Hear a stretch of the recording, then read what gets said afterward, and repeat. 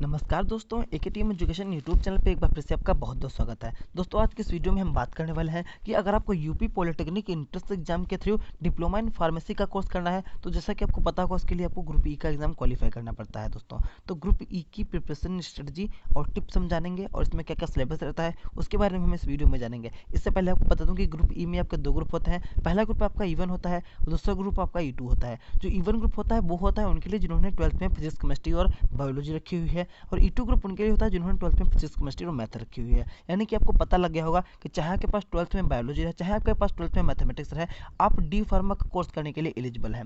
बस फर्क इतना रहता है कि अगर आपने 12th में फिजिक्स केमिस्ट्री मैथ रखी हुई है तो जो एंट्रेंस एग्जाम आपका आएगा उसमें फिजिक्स केमिस्ट्री और मैथमेटिक्स से क्वेश्चन आएंगे। बट अगर आपने 12th में फिजिक्स केमिस्ट्री बायोलॉजी रखी हुई है तो आपको फिजिक्स केमिस्ट्री और बायोलॉजी से क्वेश्चन देखने को मिलेंगे। बट जब आप डी फार्मा में एडमिशन ले लेते हैं तो वहाँ पे आपको बायोलॉजी के ही सब्जेक्ट्स पढ़ने को पड़ते हैं। तो अगर मैथ वाले आप स्टूडेंट हैं तो आपको बायोलॉजी के सब्जेक्ट्स वहाँ पे कवर करने पड़ेंगे, बट वहाँ पे आपको कोई प्रॉब्लम नहीं होगी। सबसे पहले तो आपको एंट्रेंस एग्जाम को क्रैक करना है। तो दोस्तों वीडियो में लास्ट तक में बने रहिएगा क्योंकि इसमें हमको एग्जाम पैटर्न और किस सब्जेक्ट की किस तरीके से प्रिपरेशन करनी सारी बातें बताने वाले हैं। वीडियो पसंद आए तो लाइक कर दीजिएगा। हमारे चैनल को एग्जाम से रिलेटेड सारी अपडेट्स के लिए सब्सक्राइब कर लीजिएगा, और अगर वीडियो हेल्पफुल लगे तो वीडियो को शेयर भी कर दीजिएगा। तो चलिए दोस्तों फटाफट वीडियो को आगे बढ़ाते हैं। दोस्तों किसी भी एग्जाम की तैयारी के लिए दो सबसे इंपॉर्टेंट बातें होती हैं। एक तो उस एग्जाम का एग्जाम पैटर्न आपको पता होना चाहिए और दूसरा उसका सिलेबस आपको पता होना चाहिए। तो सबसे पहले हम देख लेते हैं एग्जाम पैटर्न। जैसा कि आपको और आपको नहीं पता है तो बता दूं कि इसमें आपके 100 क्वेश्चन आते हैं जो कि आपको 400 मार्क्स के होते हैं। इससे पहले मैंने आपको डी फार्मा में पूरा एक वीडियो अपलोड किया था, बहुत अच्छे उस वीडियो पर व्यू आ रहे हैं, तो उस वीडियो को आप जाकर के देख सकते हैं। तो यहाँ पे आपका प्रत्येक क्वेश्चन बन जाता है 4 मार्क्स का। इंपॉर्टेंट बात यह है कि 1/4 की निगेटिव मार्किंग यहाँ पे रखी गई है, यानी कि अगर आप कोई क्वेश्चन गलत करते हैं तो 1/4 के हिसाब से आपका सीधा 1 नंबर वहाँ पे काट लिया जाएगा। टोटल टाइम आपको 3 घंटे का मिलेगा जो कि आपका सफिशिएंट रहेगा। इतना एग्जाम ज़्यादातर कंपटीशन एग्जाम से आपको नहीं मिलता है। तो जो सामने स्क्रीन पे आपका एग्जाम पैटर्न आता है आ रहा है, इसको एग्जाम में अपने माइंड में सेट कर लीजिएगा। दोस्तों वीडियो को आगे बढ़ाते हैं, बात करते हैं कि किस सब्जेक्ट से कितने क्वेश्चन आएंगे। तो जैसा मैंने आपको पहले बताया था क्या ईवी में आपके ई ग्रुप में आपके E1 और E2 दो ग्रुप होते हैं। तो सबसे पहले हम E1 ग्रुप की अगर बात करें तो जिसमें आपकी बायोलॉजी से आपके 50 क्वेश्चन आएंगे जो कि आपके 200 मार्क्स के होंगे, यानी कि सीधा सीधा 50% क्वेश्चन आपका जो है बायोलॉजी ही कवर कर रही है। प्रत्येक क्वेश्चन 4 मार्क्स का है, निगेटिव मार्किंग यहाँ पे लागू होगी जैसा कि आपको पता ही है। तो E1 ग्रुप बायोलॉजी यहाँ से आपके 50 क्वेश्चन आएंगे और बाकी फिजिक्स और केमिस्ट्री के आपके 25-25 क्वेश्चन आएंगे जो कि हम आगे बताने वाले हैं। दोस्तों अगर आपने 12th में मैथमेटिक्स रखी हुई है तो मैंने आपको पहले बताया था कि आपको E2 ग्रुप वहाँ पे सिलेक्ट करना पड़ेगा। तो E2 ग्रुप में सेम वहाँ पे 50 क्वेश्चन आपके पूछे जाएंगे। यहाँ पे बायोलॉजी के क्वेश्चन नहीं आएंगे, आपको 50 क्वेश्चन देखने को मिलेंगे जो कि 200 मार्क्स के बन जाएंगे। प्रत्येक क्वेश्चन 4 मार्क्स का है, 1/4 की निगेटिव मार्किंग यहाँ पे रखी गई है। तो मैथमेटिक्स या बायोलॉजी दोनों में से एक ही सब्जेक्ट आपका आएगा, जैसा कि आपने 12th में मैथ या बायोलॉजी जैसा कि रखा होगा उसी हिसाब से आपका क्वेश्चन यहाँ पे पूछे जाएंगे। दोस्तों मैथमेटिक्स या बायो इसमें के बाद आपका फिजिक्स से टोटल क्वेश्चन आ जाते हैं 25 जो कि आपके 100 मार्क्स के होते हैं, यानी कि प्रत्येक क्वेश्चन 4 मार्क्स का है। 1/4 के नेगेटिव मार्किंग है, ये तो आपको ध्यान ही रखना पड़ेगा। तो फिजिक्स भी आपका काफ़ी ज़्यादा इंपॉर्टेंट रोल प्ले करता है यहाँ पे, क्योंकि इससे भी 25 क्वेश्चन आपके पूछे जाते हैं। दोस्तों सेम इसी तरीके से आपके केमिस्ट्री से भी 25 क्वेश्चन आएंगे जो कि आपके 100 मार्क्स के होंगे। प्रत्येक क्वेश्चन 4 मार्क्स का है, 1/4 की नेगेटिव मार्किंग है, ये तो आपको याद ही रख के चलना है। तो केमिस्ट्री से भी आपका 25% पोर्सन यहाँ पे कवर हो जाता है।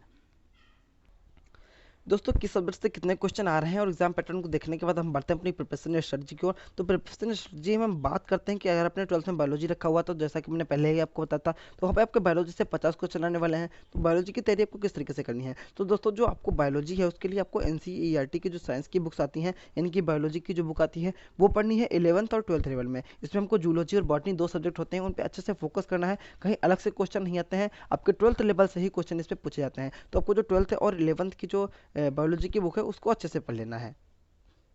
दोस्तों बायोलॉजी में खासकर आपको जो थ्योरेटिकल पोर्शन है जहाँ पे आपके सिद्धांत रहते हैं उन पे ज़्यादा फोकस करना है। वहीं से आपके छोटे छोटे क्वेश्चन जो है डायरेक्टली उठ के चले आते हैं। तो आपको 12th लेवल की 11th लेवल की बायोलॉजी अच्छे से फिनिश करनी है, यहीं से आपको सारे क्वेश्चन देखने को मिल जाएंगे। अगर आपने NCERT की बुक पढ़ी हुई है तो बहुत अच्छा है, लेकिन अगर आपने किसी अदर प्रकाशन की बुक पढ़ी हुई है फिर भी मैक्सिमम क्वेश्चन यहाँ पे आपके कवर हो जाते हैं। दोस्तों अगर बात करते हैं, अगर आपने बायोलॉजी की जगह मैथमेटिक्स रखा हुआ तो आपको मैथमेटिक्स से क्वेश्चन पूछे जाएंगे, जैसे कि हमने पहले आपको बताया था। तो मैथमेटिक्स के लिए सेम आपको NCERT की ही बुक्स पढ़नी है जो कि आपकी 11th और 12th लेवल पे आती हैं। तो आपको मैथमेटिक्स में सारा पोर्शन कवर कर लेना है, वहीं से आपके सारे क्वेश्चन देखने को मिल जाते हैं। क्वेश्चन बहुत ज़्यादा कठिन नहीं होते हैं, मॉडरेट लेवल के क्वेश्चन होते हैं। वहाँ पर आपको ज़्यादा मशक्कत नहीं करनी पड़ेगी, आसानी से आप क्वेश्चन को सॉल्व कर लेंगे अगर आपने अच्छे से उनको पढ़ा हुआ है। तो मैथमेटिक्स के लिए भी सेम आपकी NCERT की बुक्स बेस्ट रहेंगी, बट अगर आपने किसी अन्य प्रकाशन की बुक भी पढ़ी हुई है फिर भी कोई प्रॉब्लम वाली बात नहीं है।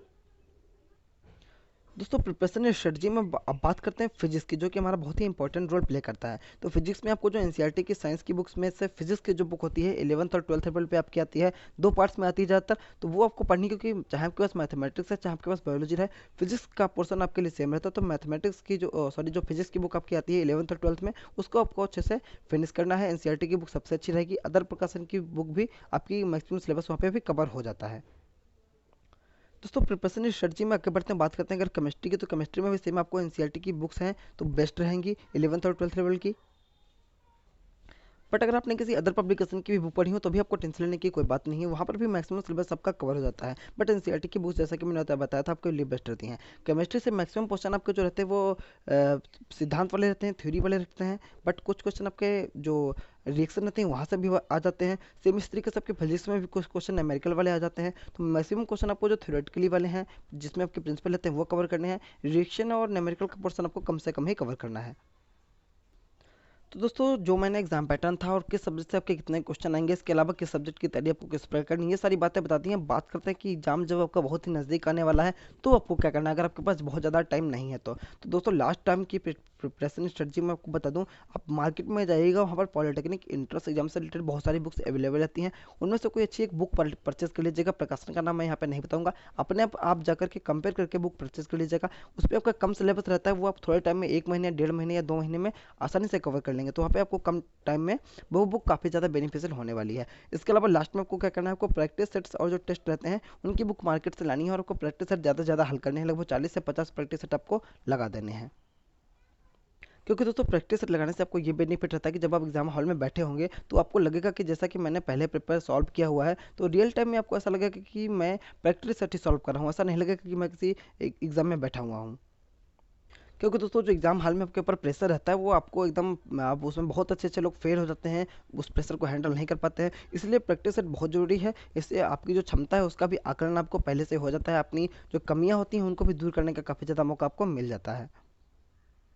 तो दोस्तों फिलहाल तो जो जो इंपॉर्टेंट बातें थी वो मैंने इस वीडियो में कवर कर दी हैं। लेकिन अगर आपको कोई प्रॉब्लम है तो कमेंट बॉक्स में लेकर आप हमसे पूछ सकते हैं। आपका चाहे कोई भी ग्रुप रहे, चाहे कोई भी प्रॉब्लम रहे, कैरियर से रिलेटेड आपको प्रॉपर रिप्लाई किया जाएगा। और तो फिलहाल तो इस वीडियो में इतना ही। वीडियो को देखने के लिए आपका बहुत बहुत धन्यवाद।